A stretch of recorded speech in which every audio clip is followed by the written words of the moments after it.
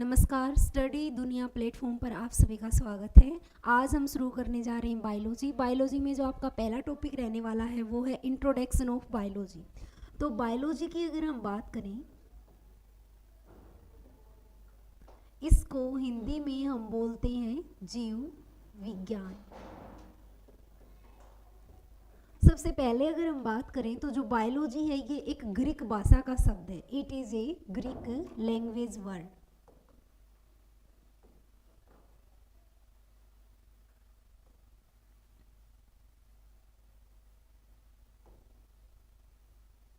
ये एक ग्रीक भाषा का शब्द है। अब अगर हम बात करें इस वर्ड के मीनिंग की, तो बायोलॉजी जो है इसका मीनिंग क्या होता है? बायो जो है इसका मीनिंग होता है लिविंग, और जो लॉजी है इसका मीनिंग होता है स्टडी। लिविंग को हिंदी में हम बोलते हैं जीवन, और स्टडी को हम हिंदी में बोलते हैं अध्ययन। यानी कि जो बायोलॉजी है इसका मीनिंग क्या हुआ? इसका मीनिंग है जीवन का अध्ययन। यानी इसमें जो हम स्टडी करने वाले हैं वो किस चीज़ की करने वाले हैं? वो हम करने वाले हैं लिविंग ऑर्गेनिज्म की। लिविंग ऑर्गेनिज्म के बारे में हम यहाँ पर पढ़ेंगे कि जो जीव हैं वो कैसे सर्वाइव करते हैं, कैसे सांस लेते हैं, डाइजेशन कैसे होता है, रेस्पिरेशन। ठीक है, तो अब देखो जो बायोलॉजी है ना, इसके फादर जो है वो कौन है? एरिस्टोटल, अरस्तु। बायोलॉजी के फादर यानी कि इसके जो जनक हैं, यानी कि बोल सकते हैं उसे हम पिता, तो वो कौन है? एरिस्टोटल। अरस्तु जो है वो इसके फादर हैं। लेकिन अगर हम बात करें ये वर्ड की, तो ये वर्ड जो है ये अरस्तु ने नहीं दिया, ये किसी और ने दिया है। जैसे हम अपने माता पिता की संतान हैं लेकिन अपना नामकरण कोई और करे, चाचा, मामा, बुआ, तो इसी तरह इसके जो फादर है वो तो क्या है? एरिस्टोटल है, अरस्तु है। लेकिन जो ये वर्ड है बायोलॉजी, ये किसने दिया है? ये दिया है लेमार्क एंड ट्रेविनेंस ने। तो this biology term is given by biology term is given by Lamarck and Trevinans। ये जो टर्म है ये किसने दी थी? ये दी थी लेमार्क और ट्रेविनेंस ने। और कब दी थी? 1802 में। ठीक है, अरस्तु जो है उन्होंने क्या बताया कि उन्होंने स्टडी शुरू की, लेकिन लेमार्क और ट्रेविनेंस आए, इन्होंने बताया कि जो एरिस्टोटल स्टडी कर रहे हैं ये क्या है? बायोलॉजी है। नेक्स्ट अगर हम बात करें तो जो बायोलॉजी है, बायोलॉजी को हम दो भागों में, मेन जो है हम इसको दो भागों में बांटते हैं।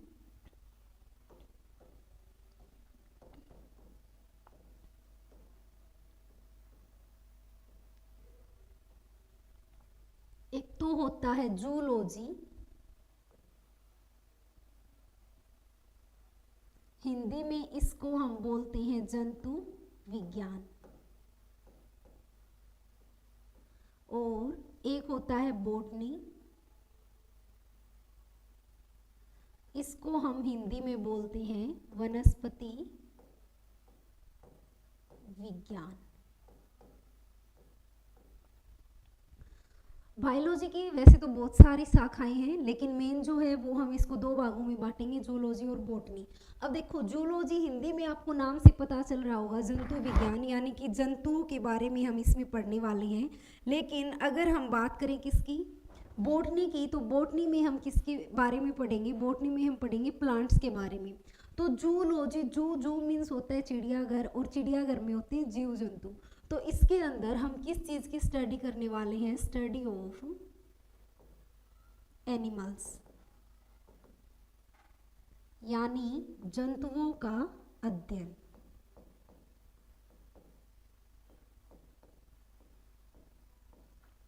जंतुओं का अध्ययन जो है वो हम करेंगे जूलॉजी में। और अगर हम बात करें बॉटनी की, तो बॉटनी में हम स्टडी करते हैं स्टडी ऑफ प्लांट्स। यानी कि पादपों का अध्ययन। पेड़ पौधे जो हैं, प्लांट्स जो हैं, उनके बारे में हम स्टडी करने वाले हैं किसमें? बॉटनी में। अगर हम बात करें जूलॉजी की, तो जूलॉजी के जो फादर हैं वो कौन है? तो इसके फादर यानी कि इसके जो पिता या जनक, तो वो एरिस्टोटल ही हैं।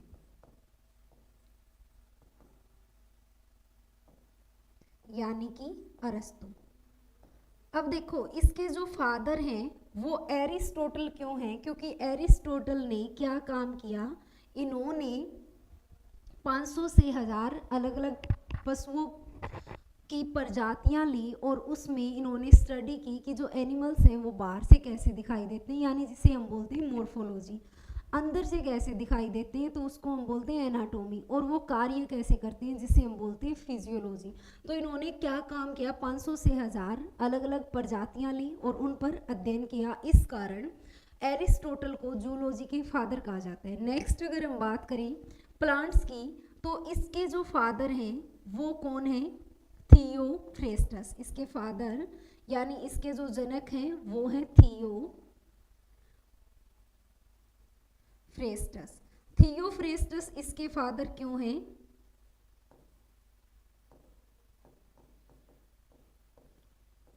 क्योंकि इन्होंने भी सेम अरस्तु वाला प्रोसेस अपनाया और इन्होंने भी क्या काम किया, 3 प्रकार से अध्ययन किया कि जो प्लांट्स है बाहर से कैसे दिखाई देते हैं, अंदर से कैसे दिखाई देते हैं और ये काम कैसे करते हैं। अब देखो, अगर हम बात करें एनिमल्स की, तो हर एनिमल्स है वो बाहर से अलग दिखाई देता है, जैसे कुत्ता, बिल्ली, भालू, शेर, बकरी, गाय, भैंस, तो ये सारे क्या हैं, बाहर से अलग दिखाई देते हैं।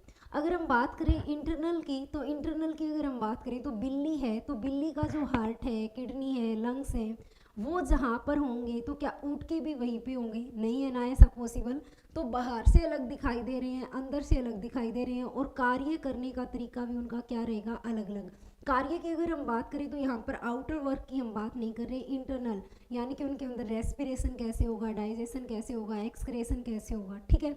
ऐसे ही अगर हम बात करें प्लांट्स की, तो प्लांट्स में जैसे उनकी सभी की पत्तियां क्या होती हैं, हरे रंग की होती हैं, लेकिन फिर भी हम डिफरेंस पता कर सकते हैं कि ये प्लांट्स इस प्लांट से अलग है, ठीक है।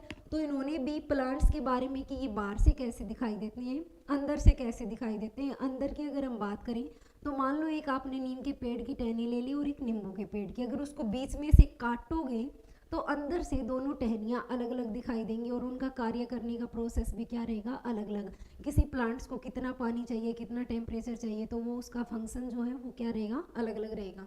तो अब नेक्स्ट अगर हम बात करें तो यहाँ पर जो बायोलॉजी है, स्टार्टिंग में हमने पढ़ा कि बायोलॉजी में जो हम स्टडी करने वाले हैं वो किस चीज़ की करने वाले हैं, लिविंग ऑर्गेनिज्म की, यानी कि जो जीव हैं उनके बारे में हम यहाँ पर पढ़ने वाले हैं, नॉन लिविंग्स के बारे में हम यहाँ पर नहीं पढ़ेंगे। तो सबसे पहला पॉइंट ये बनता है कि जो लिविंग ऑर्गेनिज्म है उनके कैरेक्टरिस्टिक्स क्या क्या होते हैं।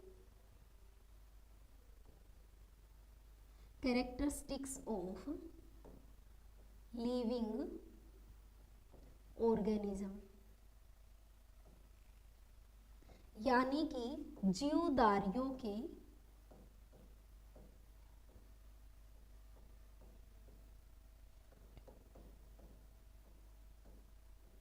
गुण या लक्षण। अब देखो यहाँ पर लिविंग ऑर्गेनिज्म के कैरेक्टरिस्टिक्स की हम बात करें, कैरेक्टर मतलब आउटर कैरेक्टर की नहीं, इंटरनल यानी बायोलॉजिकल कैरेक्टर, कि हम लिविंग ऑर्गेनिज्म है, जीव है, तो क्यों है, क्या कारण है जिसके कारण हम लिविंग हैं।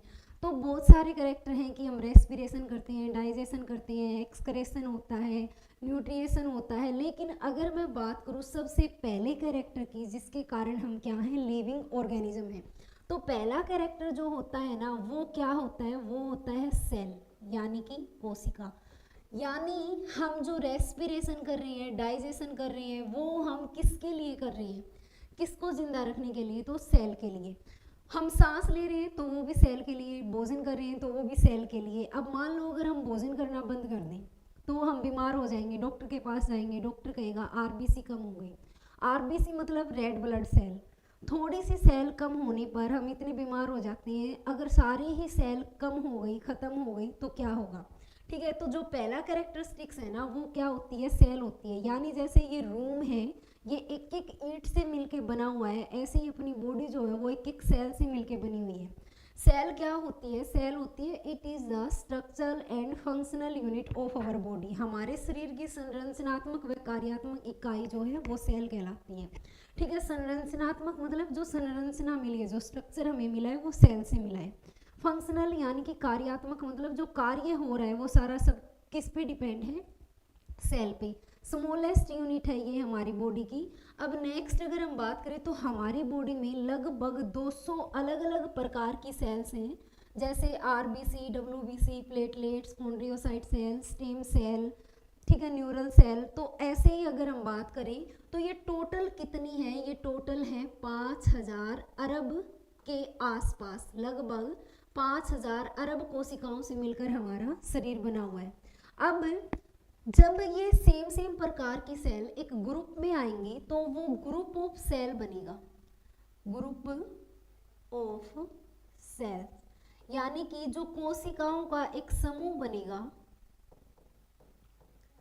कोशिकाओं का समूह। तो ये जो कोशिकाओं का समूह होगा इसको हम क्या कहेंगे, टिश्यू। हिंदी में इसको हम बोलेंगे उत्तक। अब देखो ब्लड जो है, अपना रक्त जो है वो आरबीसी, डब्ल्यूबीसी और प्लेटलेट से मिलके बना हुआ है। तो अगर कोई पूछे व्हाट इज ब्लड, तो ब्लड क्या है, टिश्यू, क्योंकि वो क्या है, ग्रुप ऑफ सेल है। टिश्यू जब आपस में जुड़ते हैं तो उनसे क्या बनता है, ऑर्गन, यानी कि अंग का निर्माण होगा। और अंग जब सारे आपस में जुड़ जाएंगे तो उससे क्या बनेगा, ऑर्गेनिज्म, यानी कि जीव बनेगा।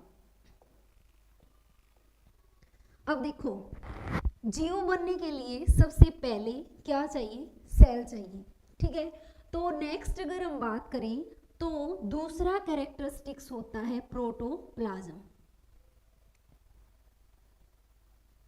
प्रोटोप्लाज्म को हिंदी में हम बोलते हैं जीव द्रव्य।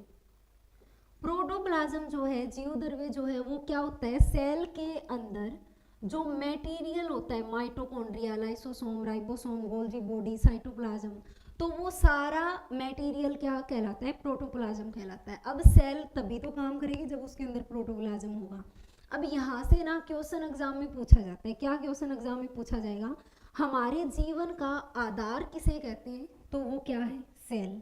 अब मान लो ऑप्शन में सेल नहीं है तो आंसर क्या रहेगा, प्रोटोप्लाज्म। अगर दोनों ऑप्शन में है तो आंसर जो है भौतिक आधार वो क्या रहेगा, प्रोटोप्लाज्म। नेक्स्ट अगर हम बात करें तो हम सब में क्या होती है, बायोडाइवर्सिटी।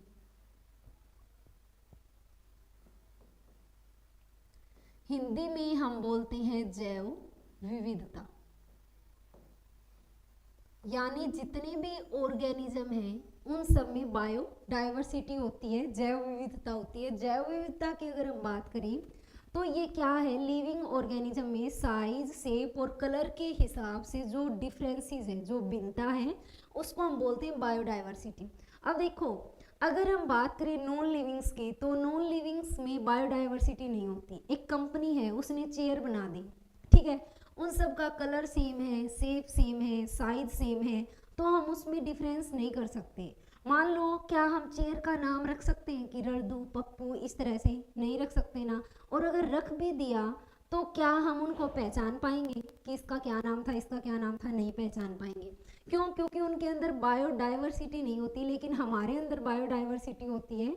अदर ऑर्गेनिज्म को छोड़ दो, सिर्फ हम ह्यूमन की भी बात करें तो सभी ह्यूमन की 2 आँखें होती हैं, लेकिन किसी की भी आँखें हैं उनका साइज, शेप और कलर सेम नहीं है। सबकी आँखों का साइज, शेप, कलर अलग है, कान का साइज, शेप, कलर अलग है, नाक का, हर ऑर्गन का साइज, शेप और कलर क्या होता है, अलग अलग होता है। तो उसी को हम क्या बोलते हैं, बायोडाइवर्सिटी। नेक्स्ट अगर हम बात करें तो नेक्स्ट कैरेक्टरिस्टिक्स क्या होता है, रेस्पिरेशन, यानी सारे जीव क्या करते हैं, श्वसन, सांस लेते हैं। नेक्स्ट सभी ऑर्गेनिज्म में होता है डाइजेशन,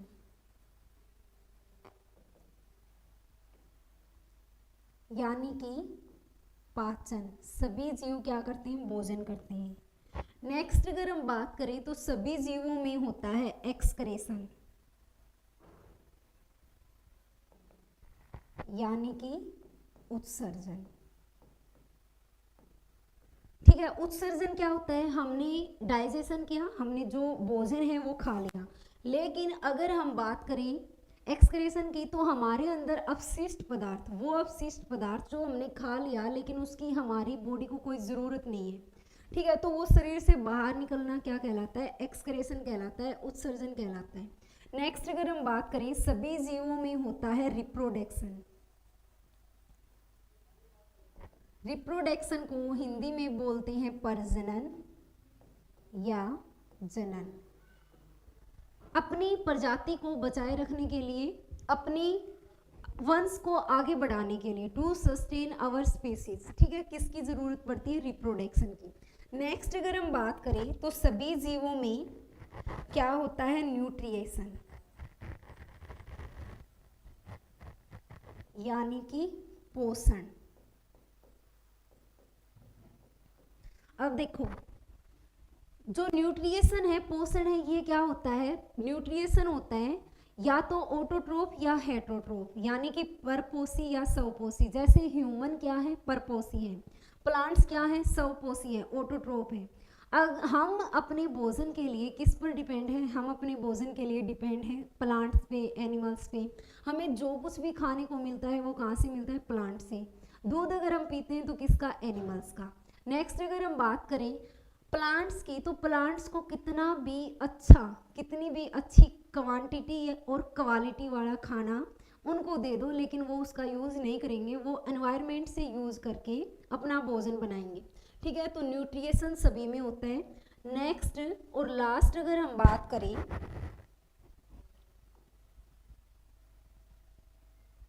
तो साइकिल ऑफ ऑर्गेनिज्म।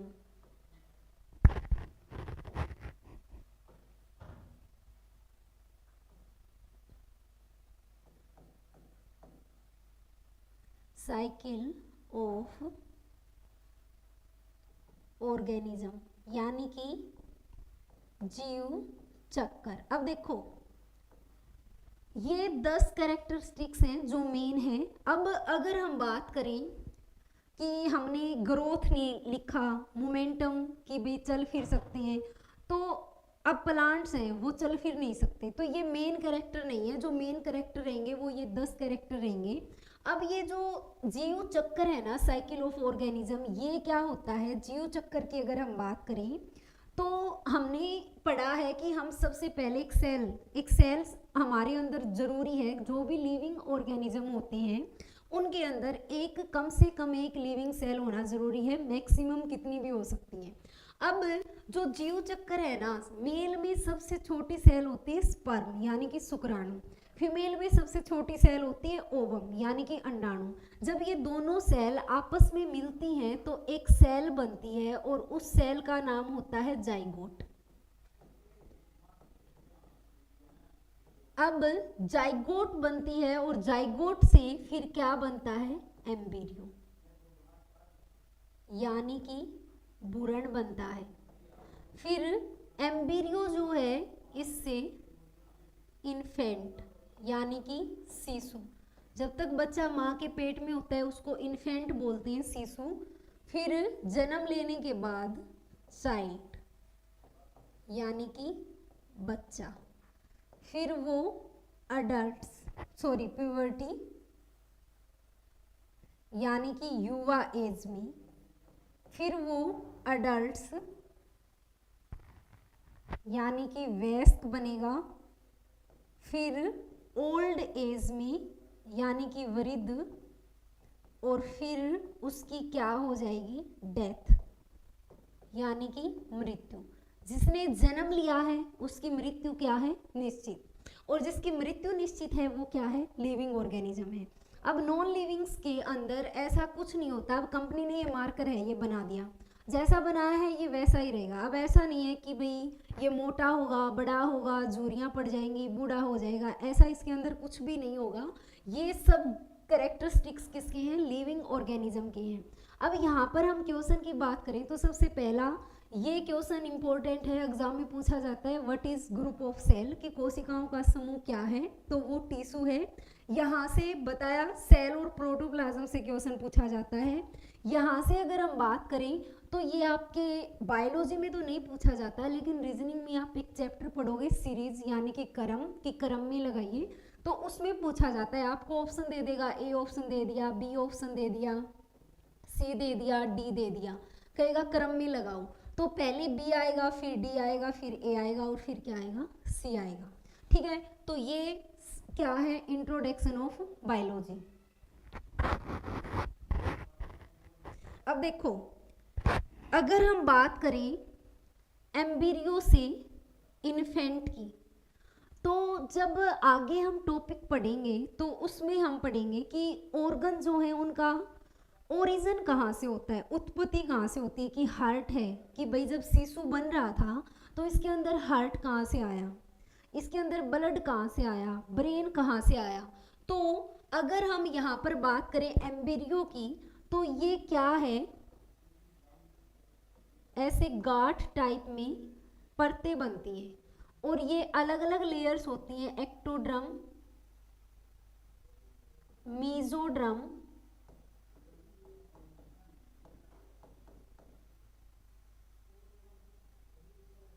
और एंडोड्रम।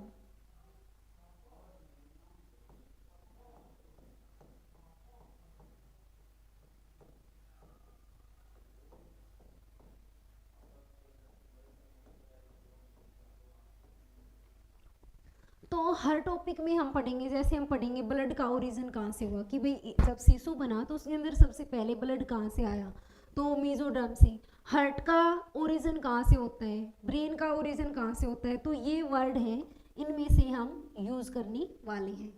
ठीक है, तो आज के लिए इतना ही बहुत है, ये introduction of biology. Next class में हम पढ़ने वाले हैं टॉपिक, जिसमें हम सबसे पहले शुरू करेंगे ह्यूमन फिजियोलॉजी। धन्यवाद।